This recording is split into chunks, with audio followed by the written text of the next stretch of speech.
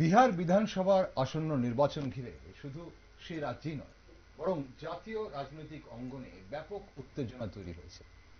এই নির্বাচন শুধু ক্ষমতা পরিবর্তন বা প্রত্যাবর্তনের দিক থেকেই নয়, বরং জনমানসে গভীর প্রভাব ফেলার সম্ভাবনাও রাখে। এনডিএ অর্থাৎ বিজেপি জেডিইউ জোট একদিকে শাসক হিসেবে তাদের উন্নয়নমূলক কাজ ও জনকল্যাণমুখী প্রকল্পের ওপর আস্থা রাখছে, অপরদিকে বিরোধীরা অর্থাৎ আরজেডি, কংগ্রেস এবং অন্যান্য শরিকরা দুর্নীতি, বেকারত্ব ও নির্বাচন প্রক্রিয়ায় স্বচ্ছতা নিয়ে সরব। ভোটারদের মধ্যে সবচেয়ে বড় ইস্যু হিসেবে উঠে আসছে বেকারত্ব। তরুণ ভোটারদের একটা বড় অংশ চাকুরি ও জীবিকা নিয়ে উদ্বিগ্ন। পাশাপাশি এসআইআর নিয়ে দুর্নীতির অভিযোগ ও ভোটার তালিকা সংশোধন সংক্রান্ত বিতর্ক নির্বাচনকে আরো স্পর্শকাতর করে তুলেছে। বিরোধীরা দাবি করছে সরকার ইচ্ছাকৃতভাবে ভোটার তালিকায় অনিয়ম করছে, যা গণতন্ত্রের জন্য হুমকি। অন্যদিকে শাসক দল উন্নয়ন, অবকাঠামো ও কেন্দ্রীয় সরকারের জনপ্রিয়তাকে মূল হাতিয়ার করে প্রচার চালাচ্ছে। এদিকে নতুনভাবে রাজনীতিতে প্রবেশ করা প্রশান্ত কিশোরের জন সুরজ দল মধ্যপন্থী ভোটারদের আকর্ষণ করতে পারে এবং কিছু কেন্দ্রে ফলাফল বদলে দিতে পারে বলে অনুমান করছেন বিশেষজ্ঞরা। তবে সমীক্ষা অনুযায়ী এনডিএ জোট এগিয়ে থাকলেও ব্যবধান কিন্তু খুব বেশি নয়। এমন পরিস্থিতিতে শেষ মুহূর্তের প্রচার, জনসংযোগ ও স্থানীয় ইস্যু বড় প্রভাব ফেলতে পারে বলে মনে করছেন বিশেষজ্ঞরা। তবে বিহারের আসন্ন বিধানসভা নির্বাচনে কংগ্রেসের অবস্থান নিয়ে প্রশ্ন উঠছে বারবার। একসময় রাজ্যের রাজনীতিতে মুখ্য ভূমিকা রাখা দলটি আজ কিভাবে পিছিয়ে পড়ল?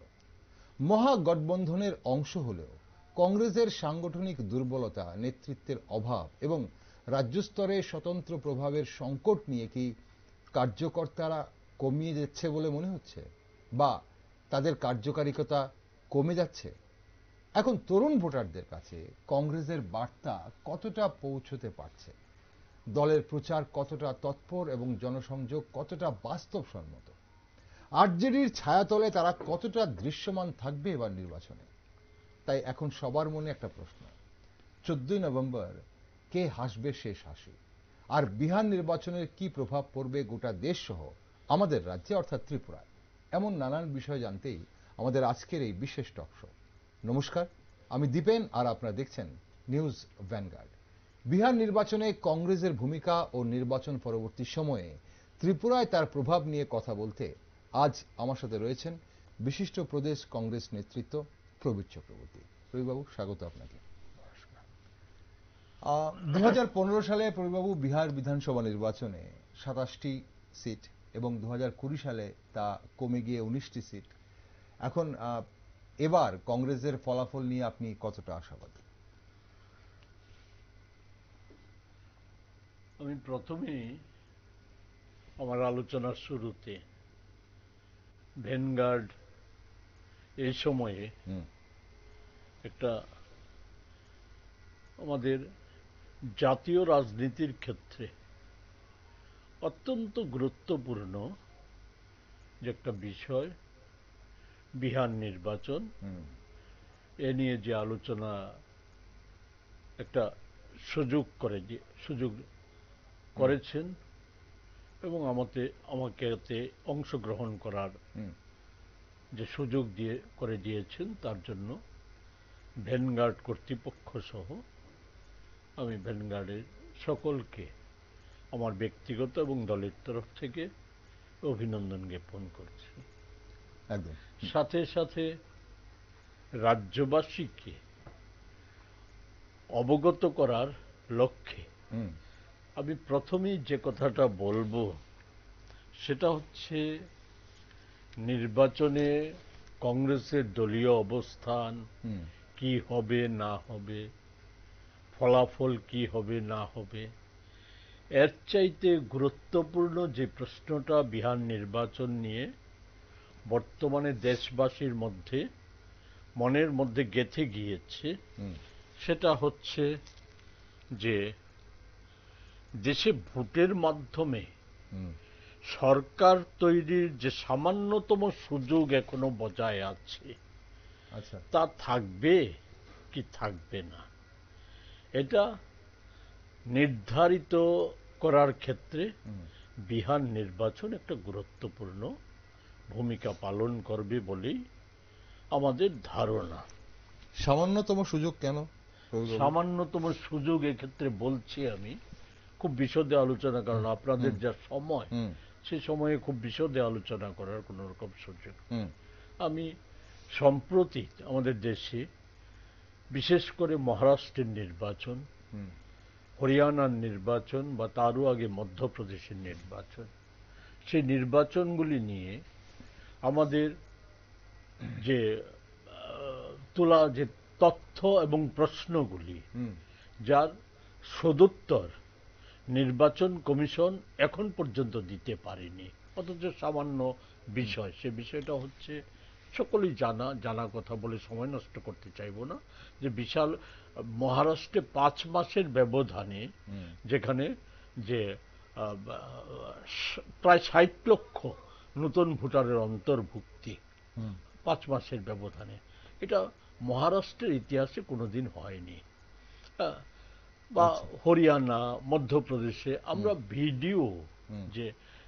ভিডিও রেকর্ডিংটা আমরা চেয়েছিলাম নির্বাচন কমিশনের কাছে। এটা তেমন কিছু কোনো বিষয় নয়, এটাও সরবরাহ করছে না, মহারাষ্ট্র সম্পর্কে তথ্য দিচ্ছে না। এই ক্ষেত্রে যে আমাদের ধারণা, আমাদের যে তার পরবর্তী সময়ের মধ্যে মহারাষ্ট্রে, কর্ণাটকের কিছু জায়গায় এবং আরো কিছু জায়গার যে আমরা নির্দিষ্টভাবে ভোট প্রহসন করার, ভোটার লিস্টের মধ্য দিয়ে এবং ভোটের অন্যান্য প্রক্রিয়ার মধ্য দিয়ে ভোটকে প্রহসনে পরিণত করার যে সমস্ত তথ্যগুলি আমরা তুলে ধরেছি, সেই তথ্যগুলির সঠিক জবাব বা এগুলিকে মানে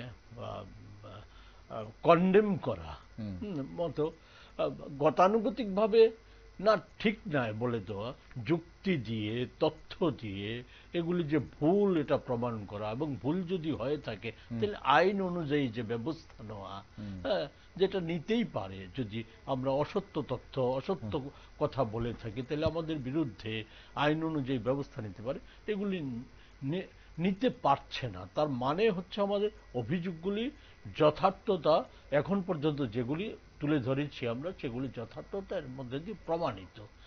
এই যে অবস্থা, অভিযোগ আপনারা অভিযোগ তুলেছেন, কিন্তু সেই অভিযোগগুলো এখনো প্রমাণিত হয়নি। সেটা সত্যতা যাচাই করার হয়তো অনেক ধরনের পদ্ধতি অবশ্যই আছে, কিন্তু সেগুলো যাচাই করা হয়নি এখনো। সেটা কোন পক্ষ থেকে হয়নি, কেন হয়নি, কিন্তু এগুলো তো আপাতত তো অভিযোগের পর্যায়ে রয়েছে। না, ঠিকই আছে, আমি তো বলছি যে অভিযোগের পর্যায়ে, কিন্তু এগুলি যাচাই করার মতো, প্রকৃত অর্থে যথার্থতা নিয়ে যাচাই করার মতো কোনো ব্যবস্থাও এখন পর্যন্ত গ্রহণ করা হয়নি।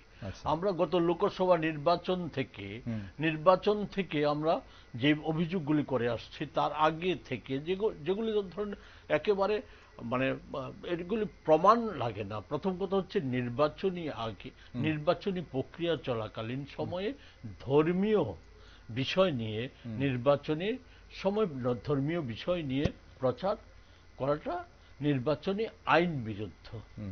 প্রধানমন্ত্রী থেকে শুরু করে বিজেপি দলের স্বরাষ্ট্রমন্ত্রী, সর্বভারতীয় সভাপতি থেকে শুরু করে রাজ্যের মুখ্যমন্ত্রীরা এই যে বিধি, নির্বাচন কমিশনের যে বিধি, সেই বিধি লঙ্ঘন করার তথ্য প্রমাণাদি দেওয়ার পরেও কোন রকম ব্যবস্থা নেয় না। তার মানে কি আমাদের বলতে হবে যে ব্যবস্থা যেহেতু নিচ্ছে না, সেহেতু অভিযোগগুলি যথার্থ না? একথা কি বলা যায়? বলা যায় না। আমরা তো প্রমাণ সহ সবকিছু সহ দেশবাসী দেখছে, সবকিছু উপলব্ধি করছে, করার পরেও নির্বাচন কমিশনটা তো দেখুন যে পরিষ্কার বিষয়, নির্বাচন কমিশনার তৈরির ক্ষেত্রে যে ভারতের যে প্রচলিত নিয়মটা ছিল, সেই নিয়মটা ছিল নির্বাচন কমিশনের যে 3 জন নির্বাচিত করার যে অধিকারটা, তার মধ্যে একজন ছিল সুপ্রিম কোর্টের প্রধান বিচারপতি।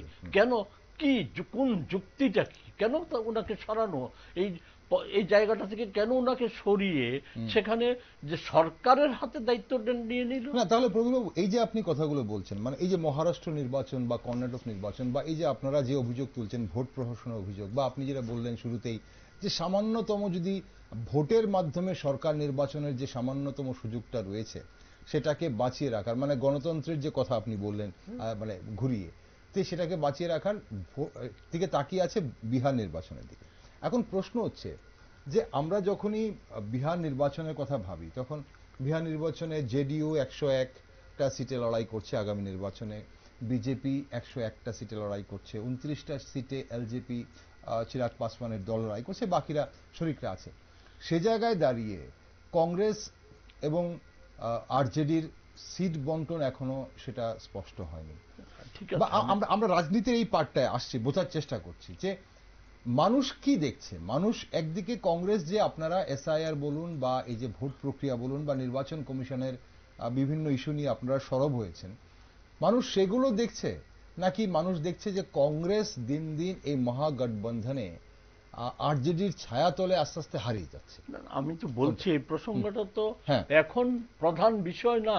আচ্ছা, প্রধান বিষয় হচ্ছে যে এইগুলি তো এখনো পরিষ্কার হয়নি। যে ধরুন যে বর্তমানে যে ভোটার লিস্টে, যেটা খসড়ার পর যে ভোটার লিস্টটা প্রকাশিত হয়েছে, আমি আপনার মাধ্যমে রাজ্যবাসীর কাছে এবং যদি বিজেপির কোনো বন্ধুরা আমার কথা শুনে থাকে তাহলে তাদের কাছে, তাদের উদ্দেশ্য আমি বলছি যে প্রায় ৬৭ লক্ষ পূর্বের ভোটার লিস্ট থেকে এসআইআর এর নামে ৬৭ লক্ষের অধিক ভোটারের নাম বাদ দিয়ে যে খসড়া ভোটার তালিকা প্রকাশ হয়েছে, এক্ষেত্রে সুপ্রিম কোর্টের প্রশ্নাদি, কোয়ারিজ, এগুলি সবকিছু নির্বাচন কমিশন এড়িয়ে গেছে। এগুলি নিয়ে আমি দীর্ঘ আলোচনায় যেতে চাইছি না, আমি শুধু তথ্যটা দিচ্ছি।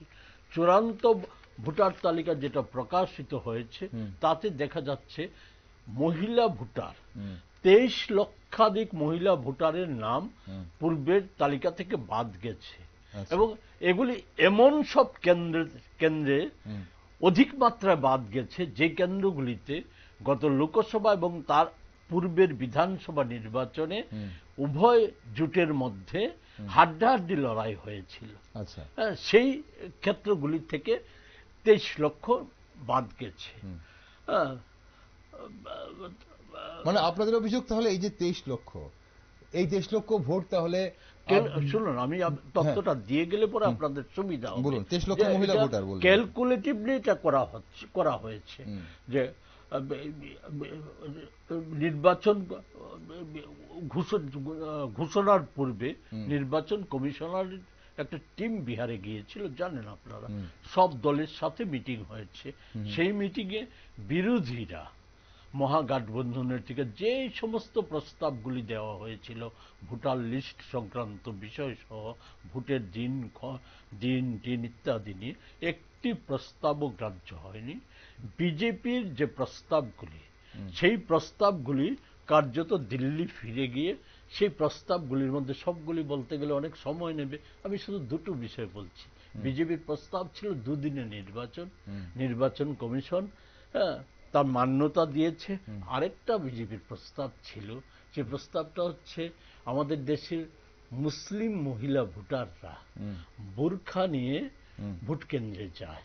তো বিজেপির ওই সর্বদলীয় সভায় প্রস্তাব ছিল নির্বাচন কমিশনের কাছে যে বোরখা পরে যে সমস্ত মহিলারা ভোট কেন্দ্রে যাবে, ভোট কেন্দ্রের ভেতরে তাদের বোরখা খুলে আই কার্ডের সাথে তাদের মুখের যে যাচাই করার সুযোগ যাতে বিহার নির্বাচনে দেওয়া হয়। ফলে এটারও মান্যতা দিয়ে দিয়েছে। এই যাচাইটা করবে কে? যাচাইটা করবে হচ্ছে বিহারের মধ্যে যে আপনার অঙ্গনাদি কর্মীরা, তারা নাকি সেই যাচাইটা করবে। তো এ থেকে যে বোঝা যাচ্ছে যেটা, সেটা হচ্ছে বিজেপি এনডিএর যে শরিক, এর মধ্যে প্রধান শরিকটা কিন্তু আজকে গোটা দেশেই নানা ঘটনার মধ্য দিয়ে প্রমাণ হয়েছে। এবং বিহারে ভোটার লিস্ট এসআইআর সহ নতুন যে ভোটার লিস্ট যেটা প্রকাশিত হয়েছে, এই তার যে আরো কিছু তথ্য আছে, এগুলো দিলে বোঝা যাবে আপনাদের যে এই এনডিএ জোটের মুখ্য শরিক হচ্ছে নির্বাচন কমিশন।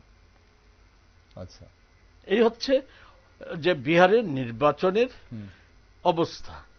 আপনি বলছেন যে তাহলে রাজনৈতিক দলের বাইরে এনডিএ জোটের মধ্যে বিহার নির্বাচনে এনডিএ জোটকে জেতানোর জন্য আপনারা সরাসরি অভিযোগ করছেন আপনি যে তাহলে ইলেকশন কমিশনও তাদের সঙ্গে আছেন, আপনি গঠবন্ধনের মধ্যে বলছেন। মধ্যে শুধু বিহার নির্বাচনে না, তার আগের নির্বাচনগুলিতে প্রমাণিত, এবং বিহার নির্বাচনে নগ্নভাবে নির্বাচন কমিশনার, মুখ্য কমিশনার নগ্নভাবে বিহার নির্বাচনে যে এনডিএ জোটের হয়ে, বিশেষত বিজেপির জোটের হয়ে, এবং আপনারা হয়তো জেনে থাকবেন এই যে নির্বাচন কমিশনার নিয়োগের ক্ষমতাটা মোদি অমিত শাহর হাতে নিয়ে যাওয়ার পর যাকে নির্বাচন কমিশনার করা হয়েছে ওনার পূর্ব পরিচয়টা একটু খোঁজ নিয়ে দেখবেন। দীর্ঘদিন উনি অমিত শাহর সাথে, ওনার দপ্তরে উনি অমিত শাহর খুব ঘনিষ্ঠ অফিসার হিসাবে কর্মরত ছিলেন। ওনাকে নির্বাচন কমিশনার করা হয়েছে। আগামী দিনে নির্বাচনী বৈতরণী শুধু পার হওয়া নয়, বিজেপির যে মূল লক্ষ্য একদলীয় শাসন কায়েম এবং ভারতবর্ষের সংবিধান পাল্টিয়ে হিন্দু রাষ্ট্র গঠন, এই সুযোগকে কাজে লাগানোর জন্য কোনো রাজ্যেই কোনো রকম সুযোগ দিতে চাইছে না। সেখানে মানে যতটা নির্বাচনী প্রক্রিয়াকে, একটা জিনিস পরিষ্কার হয়ে গেছে, ভোটের মধ্য দিয়ে, সাধারণ স্বাভাবিক ভোটের মধ্য দিয়ে কোনো রাজ্যেই বিজেপির ক্ষমতা পুনর্দখল করা বা দখল করা কোনোটাই আজ আর সম্ভব নয়। প্রভুবাবু, তাহলে এখানে একটা প্রশ্ন জাগে যে এতদিন আমরা দেখতাম যে নির্বাচন হয়ে যাওয়ার পর, ফলাফল ঘোষণা হয়ে যাওয়ার পর অনেক সময় ইভিএম নিয়ে অভিযোগ করা হতো, বা যারা হেরে যেত, যারা পরাজিত প্রার্থী বা পরাজিত দল যারা, তারা অভিযোগ করতো ইভিএম নিয়ে বা ইভিএম কারচুপি নিয়ে, বা ইলেকশন কমিশন এই কাজ করেছে, ইলেকশন কমিশন সেই করেছে। বিহার ইলেকশনের আগেই কি কংগ্রেস তাহলে মানে ইলেকশন কমিশনের উপর দায় চাপিয়ে দিয়ে কংগ্রেস কি তাহলে ধরেই নিচ্ছে যে তারা মানে সেই জায়গাটাতে, মানে কোন একটা জায়গায় মনে হচ্ছে? মোটেই সেই জায়গাতে না। আমি শুধু বলছি যে প্রকৃত অবস্থাটা, আপনারা স্টুডিওতে তো আলোচনা করেছেন, আলোচনা শেষ না হয়ে কনক্লুশনে আসা জন্য না, আপনারা তো আলোচনা আমাকে সুযোগ দিতে হবে। আমি শুধু আলোচনা করছি, আমি চেষ্টা করছি কংগ্রেসের অবস্থানটা বোঝার আগে বিহার নির্বাচনে নির্বাচন কমিশন বা বিজেপি দল কি চাইছে এটা আগে বোঝার দরকার। কংগ্রেসের কাছে দলের স্বার্থটা আজকে বড় প্রশ্ন নয়, বড় প্রশ্ন হচ্ছে দেশের স্বার্থটা। আমি শুরু করেছি যে দেশে ভোটের মাধ্যমে মানুষের যে গণতান্ত্রিক অধিকার, সে অধিকার প্রয়োগের মাধ্যমে যে সরকার তৈরি, সরকার পাল্টানো, এই যে অধিকারটা, এই যে ক্ষমতাটা, এটা থাকবে কিনা, এটা হচ্ছে বড় প্রশ্ন। আজকে কংগ্রেসের কাছে এটাই হচ্ছে বড় প্রশ্ন। সেই জায়গায় দাঁড়িয়ে কংগ্রেস সারা দেশে যে কর্মসূচি নিয়েছে, বিহারেও সে কর্মসূচি নিয়েছিল, ভোট চোর গদি ছাড়, ভোট চোররা গদি ছাড়, এটা ভোট চুরি করেই গদি দখল করেছে বিহারে। এই প্রক্রিয়ার লক্ষ্যে আপনারা দেখে থাকবেন, খোঁজ নিয়ে দেখুন, প্রকাশিত যে চূড়ান্ত ভোটার তালিকায় তার যে প্রাথমিক বিশ্লেষণ, সেই প্রাথমিক বিশ্লেষণে আমরা ইতিমধ্যে তথ্য বের করিয়ে এনেছি আমাদের দল। 5 লক্ষের বেশি ভোটারের নাম পুনরাবৃত্তি হয়েছে, অর্থাৎ একাধিক কেন্দ্রে তাদের নাম আছে। 5 লক্ষাধিক ভোটার, সর্বশেষ যে ফাইনাল ভোটার লিস্ট যেটা প্রকাশ হয়েছে, যার উপর ভোট করতে চাইছে নির্বাচন কমিশন, এতে এই 5 লক্ষ ভোটারের আইডেন্টিফাই করতে গিয়ে আমরা এটাও দেখেছি ভোটারদের নামের, অভিভাবকের নামের সাথে মিল আছে, তাদের লিঙ্গের সাথে মিল আছে, বয়সের সাথে মিল আছে, ঠিকানার সাথে মিল আছে, এমন হচ্ছে 5 লক্ষ। এছাড়া আমরা যে জিনিসটা সুপ্রিম কোর্টও বলেছিল, আমরা দাবি করেছিলাম, সর্বদলীয় সভায় দাবি করা হয়েছিল, 66.3 লাখ ভোটারের যে বেশি যাদেরকে মানে ডিলিট করা হয়েছে, এটা বিহারের মাত্র, এদের অধিকাংশ, এই ডিলিট যে ভোটার, এদের অধিকাংশ হচ্ছে মাত্র 15টা বিধানসভা কেন্দ্রে। আচ্ছা, বুঝতে পেরেছেন এদিকে? হ্যাঁ, বিষয়গুলি কোন জায়গায় নিয়ে গেছে। সেই 15টা বিধানসভা কেন্দ্রে গতবার কাদের দখলে ছিল গত বিধানসভা নির্বাচন? আমি বলছি যে গতবারে এই কেন্দ্রগুলিতে প্রধানত কিছু কেন্দ্রে বিরোধী জোটের ছিল, কিছু কেন্দ্র এই কেন্দ্রগুলিতে প্রধানত হাড্ডাহাড্ডি লড়াই হয়। আচ্ছা, আমি যে আগের যে মহিলাদের ক্ষেত্রে যে বললাম, সে ঠিক 23 লাখ মহিলা বলেছেন। 23 লাখ মহিলার ক্ষেত্রে চূড়ান্ত ভোটার তালিকা যেটা হয়েছে সেটা গতবারের চাইতে 6% কম। এখনো ডিলেট যে হয়েছে ভোটার, তাদের কারণটা কি, কি কারণে তারা বাদ গেছে? নির্বাচন কমিশন এখন পর্যন্ত বিহার জাতীয় ক্ষেত্রে কোনো রাজনৈতিক দলকে না, বিহারের কোনো রাজনৈতিক দলকে ভোট দোরগোড়ায় বিজেপি প্রার্থী ঘোষণা করে দিয়েছে সম্ভবত, নমিনেশন সাবমিশন হয়ে যাবে, কিন্তু কারা বাদ গেল, কি কারণে বাদ গেল, সেই তালিকাটা এখন এখানে এই যে 67 লক্ষ আপনি বলছেন, এখানে একটা বিশাল সংখ্যক এখানে যারা মৃত ভোটার বলে পরিচিত এইরকম নাম বাদ গেছে, যাদের নাম বাদ গেছে যতটুকু শোনা গেছে। এবং ইলেকশন কমিশন থেকে তো এটাও বলা হয়েছে যে কারোর যদি কোনো অভিযোগ থাকে তাহলে সেই অভিযোগ জমা করার, বা কারোর নাম যদি বাদ গিয়ে থাকে, কেউ যদি জীবিত থেকে থাকেন বা বিহারে বসবাস করে থাকেন, তাহলে সেগুলোকে অ্যাপ্লাই করার একটা সুযোগ, একটা সময় তো দেওয়া হয়েছে, করা হয়েছে। আমরা কি চেয়েছিলাম? অতিরিক্ত কিছু চাইনি। আমরা বলেছিলাম ডিজিটাল তালিকাটা আমাদেরকে দেওয়ার জন্য, যাতে মেশিনে দেখে, তাৎক্ষণিক সময় খুব কম ছিল, এই সময়ের মধ্যে যাতে দেখে তাৎক্ষণিকভাবে আমরা ব্যবস্থা গ্রহণ করতে পারি। কেন এগুলি করা হয়নি? কেন এই পদ্ধতি নেওয়া হয়নি? আমাদের যদি এসআইআর যদি করতেই হতো, কেন তার আরো 6 মাস বা 1 বছর পূর্ব থেকে সেটা শুরু করে হয়নি? সকলেই তো জানতো, নির্বাচন কমিশন জানতো না যে নভেম্বরে বিহার বিধানসভার ডিউ, তাহলে 1 বছর আগে কেন এটা শুরু করা হয়নি? কেন কেন্দ্রীয় সরকার সেই উদ্যোগ নেয়নি? নির্বাচন কমিশন কেন এই উদ্যোগ নেয়নি? তাহলে আপনাদের সরাসরি অভিযোগ, মানে এখন একটা জায়গায় অভিযোগ যে আপনারা বলছেন যে নির্বাচন কমিশনকে কাজে লাগিয়ে যে গণতান্ত্রিক পদ্ধতিতে যে ভোট প্রক্রিয়া হয় সেই প্রক্রিয়াটাকে খর্ব করা হচ্ছে। আপনাদের অভিযোগ সেটাই। ভ্যালিড প্রশ্ন। আরেকটা ভ্যালিড প্রশ্ন, সেই প্রশ্ন হচ্ছে যেই নামগুলি বাদ গিয়েছে ভোটার লিস্টে, মৃতদের কথা বাদ, মৃত যারা হয়েছে বাদ গেছে, স্বাভাবিক প্রক্রিয়ায় বাদ যাবে। এর বাইরে যে ভোটারদের নাম বাদ গেছে, এই ভোটাররা যে গত লোকসভা নির্বাচনে তারা কি ভোটাধিকার প্রয়োগ করতে পেরেছিল? যদি প্রয়োগ করে থাকে তাইলে তো গত লোকসভা নির্বাচনে যারা জয়ী হয়েছে তারা তো অবৈধ ভোটারের ভোটে জয়ী হয়েছে। সেই প্রশ্নের সুরাহা কোথায়? না, এখন এখানে একটা প্রশ্ন অনেকেই করছেন যে ভোটার লিস্টে নাম থাকা মানেই ভোট দিয়েছে, ভোট দিয়ে এখন মনে করুন এই যে 65 বা 67 লক্ষ আপনি যেটা বলছেন যে ফিগারটা, সেটা যদি সেই সংখ্যা মানুষ কি ভোট কি দিয়েছে লোকসভা নির্বাচনে, সেটা নিয়েও তো একটা প্রশ্ন থাকছে। হয়তো এমনও হতে পারে ওনারা ভোটই দেননি। না, এটাই তো আমরা বলছি, এই যে 22 লাখ মৃত, ওরা তো ভোটই দেননি। না, আমরা তো বলছি এটা যাচাই করেনি কেন? দায়িত্ব কার? আচ্ছা, দায়িত্ব কি আমার? না, দায়িত্ব ইলেকশন কমিশন, পলিটিক্যাল পার্টির দায়িত্ব না, কংগ্রেস দলের দায়িত্ব? দায়িত্ব তো নির্বাচন কমিশন। এড়িয়ে যাচ্ছে কেন? তাইলে ডাল মে কুছ কালা হে, এড়িয়ে যাচ্ছে এই কারণে। আমি তারপর যে আরেকটা তথ্য দেই, শুনলে আশ্চর্য হয়ে যাবেন। নূতন নাম নথিভুক্ত হয়েছে 21.53 লক্ষ। আচ্ছা, এর নাম যে তোলার ক্ষেত্রে যে ফর্ম 6 যেটা ফিল আপ করে জমা দিতে হয়, সেটা জমা পড়েছে আমাদের কাছে, আমরা যে তথ্য সংগ্রহ করেছি সেটা হচ্ছে 16.93 লক্ষ। বোঝা গেছে? বাকি 4.6 লাখ ভোটার যুক্ত হয়েছে কি প্রক্রিয়ায়, কিভাবে এটা যুক্ত হলো?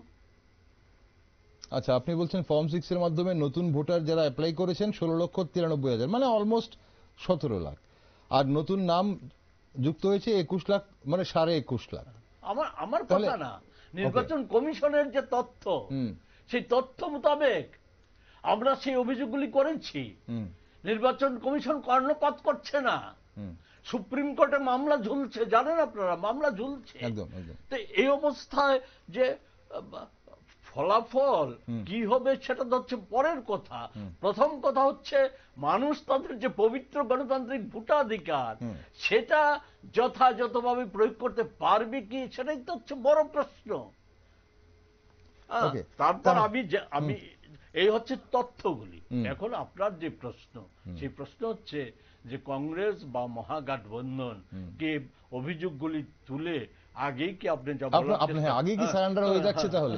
কারণ আপনারা যে কথাগুলো বলছেন, ধরুন আমি যদি বিহারের ভোটার হই, তাহলে আমি কি দেখবো যে কংগ্রেস যেগুলো বলছে আমি সত্যি হোক মিথ্যা হোক সেটা পরে বিচার হবে, কিন্তু এই মুহূর্তে নির্বাচনে কি করব? তাহলে নির্বাচনে কি আমি এই গঠবন্ধনকে ভোট দেব, নাকি আমি এনডিএ জোটকে দেব বা অন্য কাউকে দেব? প্রথম কথা হচ্ছে ভোট দেওয়াটা নিশ্চয়তা দিতে হবে। তো আমরা মহাগঠবন্ধন, আপনাদের নিশ্চয়ই স্মরণে আছে যে আমরা কংগ্রেস দলের তরফ থেকে, যদিও তাতে বিহারের অন্যান্য দল বিশেষ করে আরজেডি তারা অংশগ্রহণ করেছিল, আমরা ভোট চোর গদি চোর এই আওয়াজ তুলে বিহারের একটা বিস্তীর্ণ অঞ্চলে রাহুল গান্ধীর নেতৃত্বে আমাদের পদযাত্রা হয়েছিল।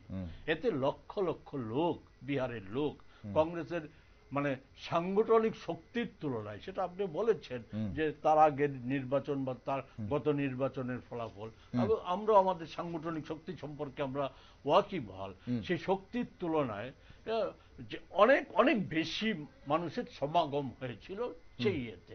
এবং সেই জায়গাতে আপনারা দেখেছেন যে খুব মানে পরিকল্পিতভাবে একটা নগ্ন একটা ষড়যন্ত্র করে বিজেপির তরফ থেকে পুরনো বিজেপির একটা যুবককে দিয়ে প্রধানমন্ত্রীর মায়ের সম্পর্কে কিছু কুৎসিত কথা বলিয়ে এটা রাহুল গান্ধীর বক্তব্য বলে চালিয়ে দেওয়া হলো।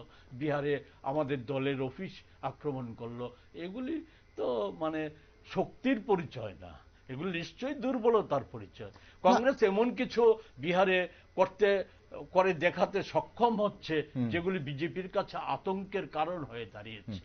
এবং সেটা যে আজকে যে বিজেপি এত কিছুর পর নির্বাচন কমিশনকে ব্যবহার বা এত কিছুর পর যে বিজেপি বা নরেন্দ্র মোদী এনডিএ জোট যে নিশ্চিত না, এটা তো বোঝাই যাচ্ছে। যখন নরেন্দ্র মোদী এই স্বাধীনতা দিবসেও বলল যে ভারতবর্ষে বেকারিত্ব কমে গেছে, বেকার নেই বললেই চলে, আর ওনার যারা পারিষদ বর্গ তারা কেউ কেউ বলে 1% বেকার, কেউ কেউ বলে 3% বেকার। আবার আপনি বলেছেন বিহারের এই নির্বাচনে প্রধান, শুধু বিহারে না সারা দেশেই প্রধান সমস্যা, বিরোধীদের কাছে প্রধান ইস্যু এখন, বিরোধীদের কাছে না দেশের কাছে বড় সমস্যা হচ্ছে কর্মসংস্থানের সমস্যা। নরেন্দ্র মোদীজির হিসাবে চললে দেশ তো দেশের তো বাস্তব অবস্থা না। এখন প্রবীর বাবু, আমি একটা জিনিস বা কথা জানতে ইচ্ছে করছে, কারণ বিহারের রাজনীতি আমাদের রাজ্য বা পশ্চিমবঙ্গের রাজনীতির চেয়ে একটু আলাদা, একটু ভিন্ন, বা উত্তর পূর্ব ভারতের যে রাজনীতিগুলো বা সেই নির্বাচনের সময় তাদের যে পরিবেশ সৃষ্টি হয় সেগুলো আমাদের থেকে একটু ভিন্ন, আমরা বরাবর দেখেছি। এখন আপনি বলছেন যে রাহুল গান্ধীর ভারত জোড়ো যাত্রা হোক বা বিভিন্ন যে যাত্রাগুলো করেন সেখানে লক্ষ লক্ষ মানুষের সমাগম হয়, বা নির্বাচনী সভা, ভারত জোড়ো যাত্রার কথা কিন্তু বলি না, মানে এই যে বিহার, হ্যাঁ মানে বিহারের চোর গদি চোরে যে বিহারে যে যাত্রাটা, বিহারের যাত্রাটা সম্প্রতি যে যাত্রাটা করা হয়েছে, এখন প্রশ্ন হচ্ছে যে যখন কোনো রাজ্য স্তরে, জাতীয় স্তরের নেতৃত্ব, রাহুল গান্ধীর মতো নেতৃত্ব বা এই ধরনের কোনো নেতৃত্ব কোনো সভা করেন, স্বাভাবিকভাবেই সেখানে লোক সমাগম হয়, মানুষ নেতৃত্বকে দেখতে যান বা তাদের শুনতে যান। তা দিয়ে কি জনসমর্থন বিচার করা যায়? মানে এই জনসভা দিয়ে কি জনসমর্থন বিচার করা যায়? এই ভুলটা কি বারবার করে আসছে না কংগ্রেস? এবং ভোটের পর মনে হয় যে না, আমার তো ভোট তো আমাকে দেয়নি। না না, আমি বলি যে প্রথম কথা হচ্ছে বিহারের প্রসঙ্গে আমি আলোচনা আজকে অন্যদিকে নিতে চাইছি। বিহারের প্রসঙ্গে যে এই যে বিষয়গুলি, সেই বিষয়গুলো হচ্ছে টেকনিক্যাল পার্ট। হ্যাঁ, সেই টেকনিক্যাল পার্টের বাইরে দাঁড়িয়ে বিজেপি যেমন যে বেকার ভাতার কথা আমি বললাম, আপনি জানেন যে বিহার মোদি কতটা উদ্বিগ্ন, বিহার নির্বাচন নিয়ে কতটা উদ্বিগ্ন। পেহেলগামের গণহত্যার পর মনে আছে নিশ্চয়, আমি স্মরণ করে যে মোদিজি বিদেশে ছিলেন, সমস্ত কংগ্রেস, জাতীয় কংগ্রেস সহ সব কয়টা বিরোধী দল নিঃশর্তভাবে সরকারের পাশে দাঁড়িয়েছিল সন্ত্রাসবাদীদের মোকাবেলা করার প্রশ্নে। সরকারও সর্বদলীয় সভার আয়োজন করেছিল। মোদিজি প্রয়োজন বোধ করেনি, ওনার কাছে সর্বদলীয় সভাটা ওই সময় গুরুত্বপূর্ণ ছিল না, গুরুত্বপূর্ণ ছিল বিহারে ওনার রাজনৈতিক দলের, বিজেপির রাজনৈতিক দলের নির্বাচনী সভা। তাই বিদেশ থেকে এসে সরাসরি সর্বদলীয় সভায় না থেকে সেই সভায় চলে গেলেন, এবং বক্তব্যের বৃহদাংশ জুড়ে কি ছিল? বৃহদাংশ জুড়ে ছিল ধর্মীয় উন্মাদনা সৃষ্টি করার। হ্যাঁ, তো বক্তব্যের মানে বিশেষ ইয়েটা ছিল। এর পরেও যে বিহারে আপনি দেখেছেন বাজেটে স্পেশাল প্যাকেজ, তারপরেও মোদিজি কোটি কোটি টাকার প্রকল্প। মানে তাহলে বিহার কংগ্রেস কি চাইছে, মানে এই প্যাকেজগুলো বিহারে যাবে না? মানে তাহলে মানে বিহার এই যে সুবিধাগুলো বা বাজেটে যে প্যাকেজগুলো দেওয়া হয়েছে, মোটেই ব্যাপারটা এই না। আমি বলছি যে বিজেপি বিহারে কতটা উদ্বিগ্ন। না, বিহারকে প্রাধান্য দিয়েছে, আমরা ধরে নিলাম শাসক দল বিহারকে প্রাধান্য দিয়েছে, মানে তাতে কি বিহার কংগ্রেস কি তাহলে উদ্বিগ্ন যে বেশি? মোটেই আমরা, কারণ আলটিমেটলি তো বিহারবাসীরই লাভ হবে হয়তো। যদি প্রশ্নটা হচ্ছে মোদিজির দেখবেন এই যে ওনার যে 11 বছরের বেশি হয়ে গেল, 11 বছরের যতগুলি প্রকল্প তথাকথিত জনস্বার্থের মূরক প্রকল্পগুলির পেছনে, সামনে যে জনস্বার্থের মূরকটা লাগানো থাকে, এর পেছনে গোপনে একটা বদ না মানে গোষ্ঠী বা রাজনৈতিক একটা উদ্দেশ্য থাকে, এবং এটা দলগত এবং একটা গোষ্ঠীগত স্বার্থ রক্ষার বিষয় এর সাথে জড়িত থাকে। এই আলোচনা যদি আরেকদিন সুযোগ হয় করলে আমি সেই সমস্ত তথ্য আমি তুলে দেব। বিহারের ক্ষেত্রে একই জিনিস, প্রকল্পগুলি করার ক্ষেত্রে বিশেষ অংশের কিছু লোককে সুবিধা পাইয়ে দেওয়াটাই হচ্ছে সবচাইতে বড় বিষয়। এই 11 বছর এটা 11.5 বছর এটা প্রমাণিত হয়ে গেছে। এটা বিহারবাসীর কতটা উপকারে লাগবে সেই সম্পর্কে বিহারবাসীর যেমন সন্দেহ আছে, গোটা ভারতবাসীর সন্দেহ আছে। আমি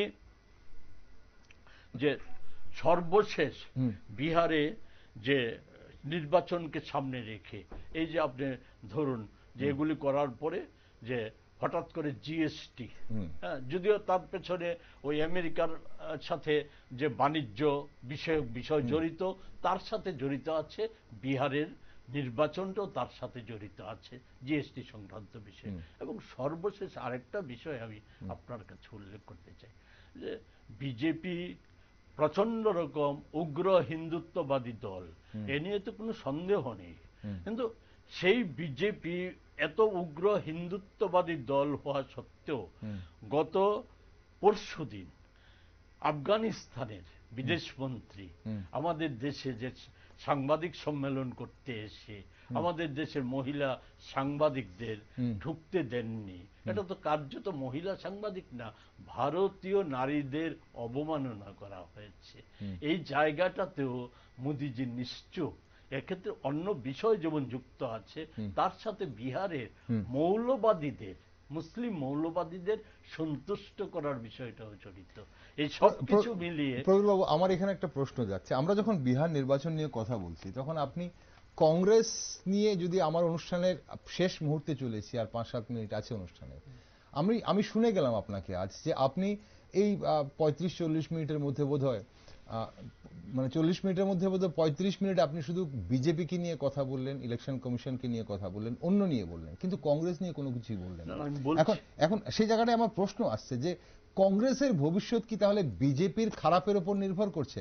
কংগ্রেসের নিজস্ব কি কোনো কিছু আছে যেটাতে মানুষ কংগ্রেসের কাছে আবার ফিরে যাবে বা মানুষ কংগ্রেসের উপর ভরসা রাখতে পারবে? আমরা তো বলছি যে দেশের মানুষ এই যে ধরনের এই বিষয়গুলি আসার কথা কি, আসার কথা হচ্ছে যেমন এই যে নির্বাচন কমিশনকে বিজেপি অমিত শাহদের টিয়া পাখি হিসাবে ব্যবহার করা, বা আপনি নির্বাচনী আধিকারিকদের, কমিশনের আধিকারিকদের মধ্যে অনেকে নির্বাচন পরিচালনার অনেকের মধ্যেই দেখবেন যে তাদের গলাতে বগলসের দাগ এখনো লেগে আছে।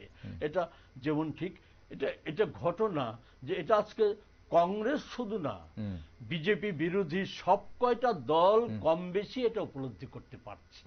এবং কংগ্রেস সবচাইতে বড় বিষয় হচ্ছে কি, কংগ্রেস এই সমস্ত যে বিষয়গুলি, এই বিষয়গুলির তথ্য অনুসন্ধান করে মানুষকে জাগ্রত করে, বিকল্পের দিশা দেখিয়ে মানুষকে জাগ্রত করে, মানুষকে একতাবদ্ধ করার কাজে ক্রমশ আজকে গোটা দেশে, শুধু বিহারে শুধু না গোটা দেশে এগিয়ে যাচ্ছে।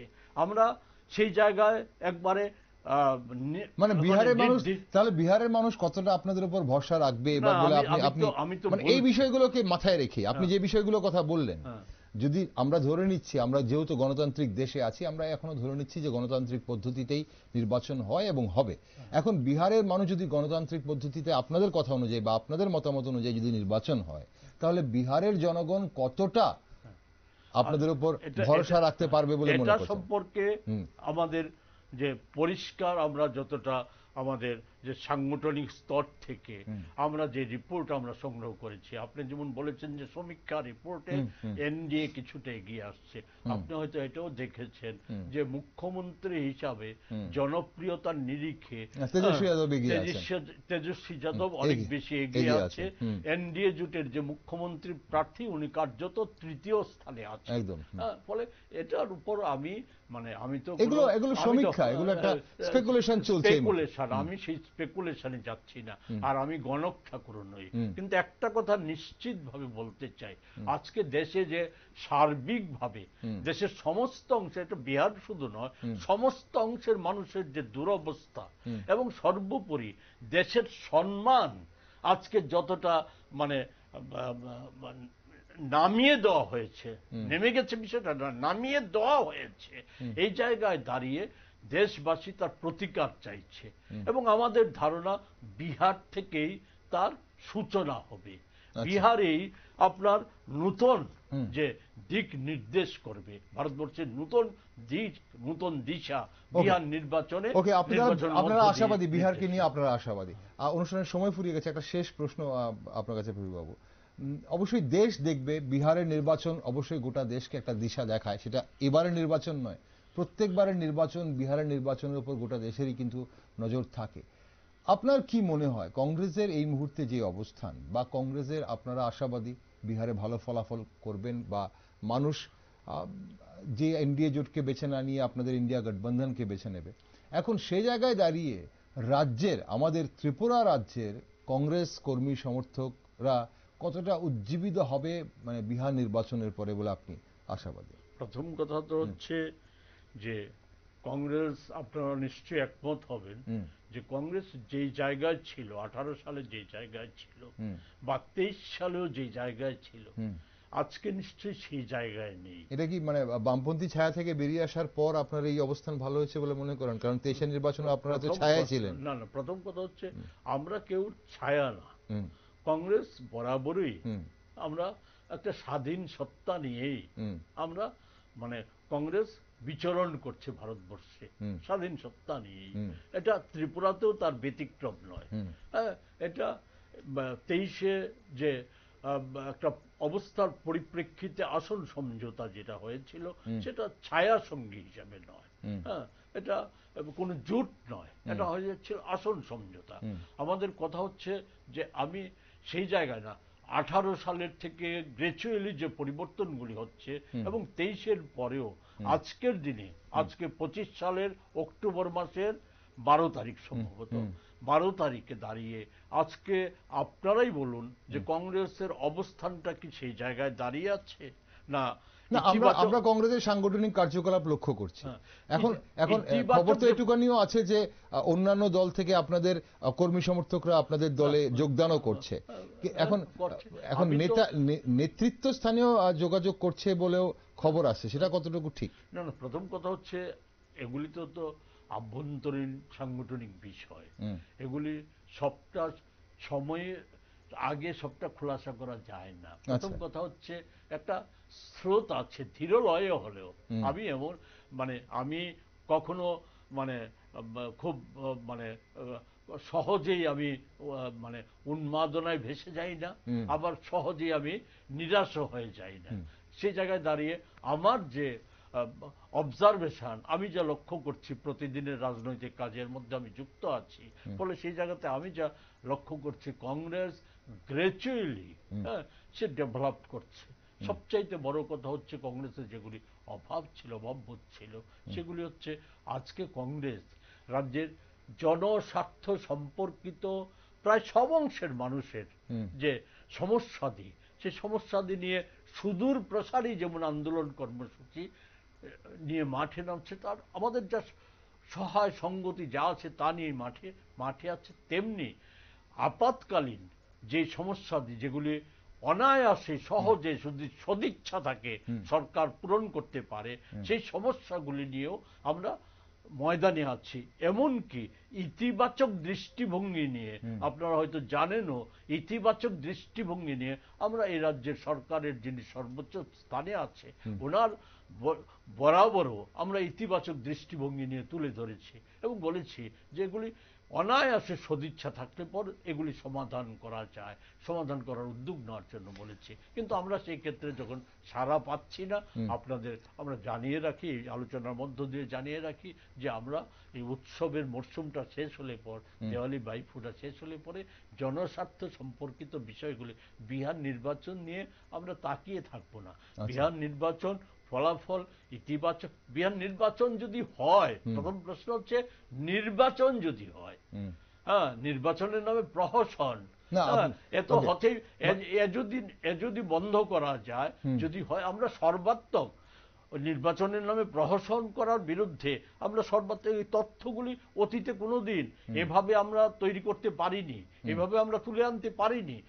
এগুলি হচ্ছে ইতিবাচক দিক, বিহারের ক্ষেত্রে ইতিবাচক দিক। বিহারে গত 20 সালের নির্বাচনে ভোট গণনায় একটা দীর্ঘ সময়, সন্ধ্যা রাত পর্যন্ত মহাগঠবন্ধন এগিয়ে ছিল। একটা সময় ভোট গণনা অনেকটা সময়ের জন্য বন্ধ হয়ে যাওয়ার পর তারপর যে গণনা শুরু হয়, সেই গণনায় দেখা গেছে যে অধিকাংশ আসনে এনডিএ, যেগুলিতে মহাগঠবন্ধন এগিয়েছিল, সেই সমস্ত আসনে এগিয়ে পিছিয়ে যাওয়া তো হয়। প্রবীর বাবু, আমার অনুষ্ঠানে খুব বেশি সময় নেই আজকে এই বিষয়ে আলোচনা করা, তবে আমরা রাজ্যের ব্যাপারে ছিলাম। তাহলে আপনারা বিহার ভোটের দিকে তাকিয়ে নেই, উৎসবের মরশুম শেষ হওয়ার পর আপনারা আবার ময়দানে নামছেন। আমরা ময়দানে আছি আরো জোরালো ভাবে। আমরা গোটা দল, সমস্ত অংশের মধ্যে যেগুলিতে আমাদের উইকনেস ছিল বা এখনো আছে, সেগুলি কাটিয়ে আমরা নিয়মিতভাবে এগুলিকে কাটিয়ে তোলার জন্য সাংগঠনিক প্রক্রিয়া এবং রাজনৈতিক প্রক্রিয়ার মধ্য দিয়ে আমরা এগুলিকে কাটিয়ে উঠছি। আগামী দিনে আমাদের বিশ্বাস এগুলিকে কাটিয়ে উঠে ত্রিপুরায়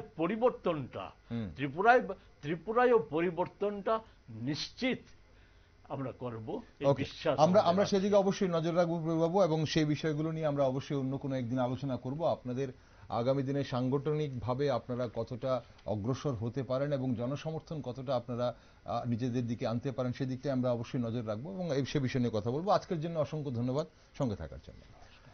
দর্শক বন্ধুরা, বিহার শুধু একটি রাজ্য নয়, এটি বহুবার জাতীয় রাজনীতির গতিপথ নির্ধারণ করেছে।